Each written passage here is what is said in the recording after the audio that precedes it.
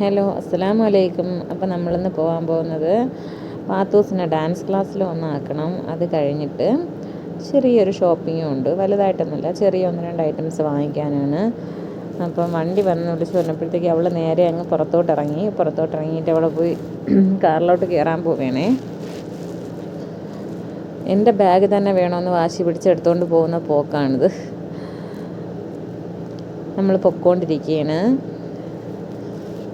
അപ്പോൾ പാത്തുമോളെ നേരെ ക്ലാസ്സിലും ആക്കിയിട്ട് നമുക്ക് നമ്മുടെ കാര്യങ്ങൾക്കായിട്ട് പോവാം. അല്ലാതെ അവളെയും കൊണ്ട് പോയി കഴിഞ്ഞാൽ ഇന്ന് നാളെയും വരാനൊന്നും പറ്റത്തില്ല. അവൾ അത് വേണം ഇത് വേണമെന്ന് പറഞ്ഞ് വാശി പിടിച്ചുകൊണ്ട് നിൽക്കും. അപ്പം നമ്മൾ എത്താറായിട്ടുണ്ട്. നമ്മൾ അവളെ ആക്കിയിട്ടാണ് നമ്മൾ ഷോപ്പിലോട്ട് കയറിയത്. ഇവിടെ ഏതെടുത്താലും 12 റിയാലേ ഉള്ളൂ. 12 റിയാൽ എന്നാണ് ഷോപ്പിൻ്റെ തന്നെ പേര്. എന്നാ ഐറ്റംസാണ്, നല്ല ലാഭമാണ്. പുറത്താണെങ്കിൽ ഈ ബാഗുകൾക്കൊക്കെ എങ്ങനെയായാലും നല്ലൊരു എമൗണ്ട് കൊടുക്കേണ്ടി വരും. പക്ഷേ ഇത് വെറും 12 റിയാലിന് സാധനം കിട്ടും. ഇപ്പം നമ്മൾ 3-4 വാങ്ങിച്ചാലും പുറത്ത് നമ്മൾ ഒരെണ്ണം വാങ്ങിക്കുന്ന ക്യാഷേ ആവുന്നുള്ളൂ. അപ്പം എനിക്കത് നല്ലൊരു ഇതായിട്ടാണ് തോന്നിയത്. ഈ ഡ്രസ്സുകൾക്കൊക്കെ കുഞ്ഞുങ്ങൾക്കാണെങ്കിൽ ഈ ടീഷർട്ടുകൾക്കൊക്കെ മാല പോലും വേണ്ട ഇടാനായിട്ട്, അതിൽ കൂടെ തന്നെ ഉണ്ട്. നല്ല രസമില്ലേ, നിങ്ങൾ നോക്കിയേ. അപ്പം ഞാൻ വേറെ 1-2 ഐറ്റംസ് വാങ്ങിക്കാനായിരുന്നു കയറിയത്. പക്ഷേ കണ്ടപ്പോൾ നിങ്ങളെ കൂടെ ഒന്ന് കാണിക്കാമെന്ന് കരുതിയെന്ന് മാത്രമേ ഉള്ളത്. വീഡിയോയൊന്നും പ്ലാൻ ചെയ്ത് പോയതൊന്നുമല്ല. അപ്പോൾ ഏതെടുത്താലും 12 റിയാലേ ഉള്ളൂ. നല്ല അടിപൊളി ഡ്രസ്സുകളായാലും കാര്യങ്ങളും എല്ലാം ഉണ്ട്. നല്ല സെലക്ഷനായിരുന്നു. അതുപോലെ തന്നെ ഷോളിൻ്റെ തന്നെ ഒരുപാട് കളേഴ്സ് എല്ലാം അവൈലബിളാണ് ഇവിടെ.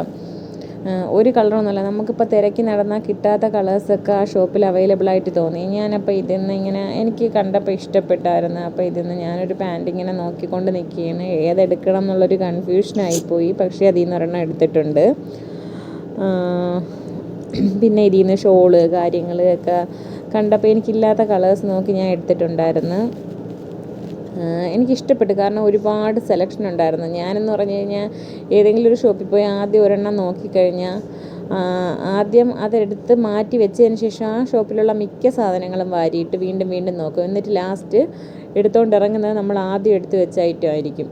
അപ്പം എന്നെപ്പോലെ അങ്ങനെ ചെയ്യുന്ന ആരെങ്കിലും ഉണ്ടെങ്കിൽ ഒന്ന് കമൻറ്റ് ചെയ്യണേ. അതുമല്ല, കുഞ്ഞുങ്ങൾക്കുള്ള ഹെയർ ബാൻഡുകളായാലും എല്ലാം നല്ല അഫോർഡബിൾ പ്രൈസിനാണ് ഇവിടെ നിന്ന് വാങ്ങിക്കാൻ പറ്റുന്നത്. അതുപോലെ തന്നെ ഈ ഷൂ ഒക്കെ പുറത്ത്, ഈ ചെരുപ്പുകളായാലും ഷൂകളായാലും പുറത്ത് എത്ര ഒരു 30-35 റിയാലൊക്കെ ആവും. ഇതിവിടെ അതിനൊക്കെ 15 റിയാലേ ഉള്ളൂ. അപ്പം ഞാൻ അതിൽ നിന്ന് ഒരെണ്ണം എടുത്ത് നോക്കിയായിരുന്നു. പക്ഷേ എൻ്റെ അളവ് കിട്ടാത്തത് കൊണ്ട് ഞാൻ പതുക്കെ അതങ്ങ് തിരിച്ച് വെച്ചു. എനിക്കിഷ്ടപ്പെട്ടതായതുകൊണ്ടാണ് ഞാനതൊരെണ്ണം നോക്കിയതായിരുന്നു. ഇതാണ് ഞാൻ പറഞ്ഞത്. അത് നോക്കിയിട്ട് പക്ഷേ എൻ്റെ അളവിനില്ലാത്തതുകൊണ്ട് ഞാൻ പതുക്കെ അങ്ങ് തിരിച്ച് വെച്ചിട്ട് ഇറങ്ങി. പിന്നെ മോക്ക്